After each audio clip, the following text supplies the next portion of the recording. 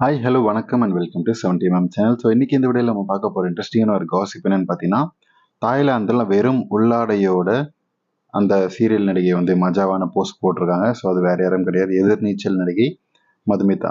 So வியர்த்து போய் tissue paper எங்கடா அப்படின்னு சொல்லி தேடக்கூடிய வகையில் அந்த ரசிகர்களுக்கு விருந்து கொடுத்துருக்காங்க இந்த சீரியல் ஆர்டிஸ்ட் நடிகை மதுமிதா. ஸோ என்ன விஷயம் அப்படின்றத இந்த வீடியோவில் பார்க்க போகிறோம்.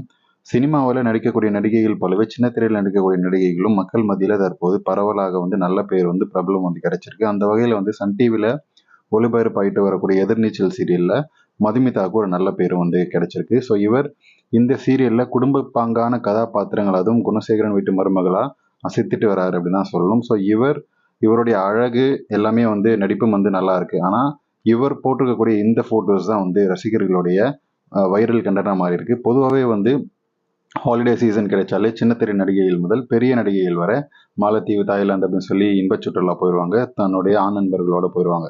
ஸோ அந்த வகையில தான் வந்து இந்த சீரியல் நடிகையும் முக்கிய கதாபாத்திரத்தில் இருக்கக்கூடிய மதுமிதாவும் தாய்லாந்து சுற்றுலா வந்து போயிருக்காரு. ஸோ இவர் மட்டும் தனியாக போல, தன்னுடைய ஃப்ரெண்டு புது வசந்தம் தொடரில் வில்லியாக நடிச்சிட்டு வரக்கூடிய அந்த நடிகையும் சேர்த்து இவர் போயிருக்காரு. ஸோ இதனை அடுத்து இவர் வெளியிட்டிருக்கக்கூடிய அந்த ஃபோட்டோஸில் 2 பெண்கள் மட்டுமே வந்து போன ஒரு நீண்ட பயணம் அப்படின்னு சொல்லி குறிப்பிட்டிருக்காரு. மதுமிதாவை பொறுத்தவரை ரொம்ப மாடர்னான ஒரு நடிகை அப்படின்னு வந்து சொல்லப்படுது. ஸோ என்னதான் வந்து சீரியலில் புடவையை கட்டிக்கிட்டு குத்து விளக்கா வந்து நடித்தாலுமே தன் பக்கம் தன்னுடைய நேச்சுரலான ஒரு இயற்கையான தன்னுடைய லைஃப் ஸ்டைல் அப்படின்றது வெளியே வரும் இல்லையா ஒரு கட்டத்தில். ஸோ அந்த மாதிரியான ஒரு லைஃப் ஸ்டைல் இருக்கக்கூடிய அந்த ஃபோட்டோவை பார்த்து ரசிகர்கள் வியர்த்து போய் டிஷ்யூவை வந்து தேடிட்டு இருக்காங்க. ஏற்கனவே சமூக வலைதளத்தில் வெளியிடக்கூடிய ஃபோட்டோஸ் மற்றும் வீடியோஸ்களை பாரம்பரியமான ஒரு புடவை, சுடிதார் அப்படின்ற மாதிரி ஃபோட்டோஸ் தான் இவரும் போட்டிருந்தாரு. அந்த வகையில் தற்போது தாய்லாந்து ஃபோட்டோஸில் இவர் அரைகுறை ஆடையோட யானை குட்டியோட நின்னக்கூடிய அந்த ஃபோட்டோவும் சரி, ரொம்பவே ஓரம் கட்டக்கூடிய அளவுக்கு வழவழப்பான தொடை அழகும்,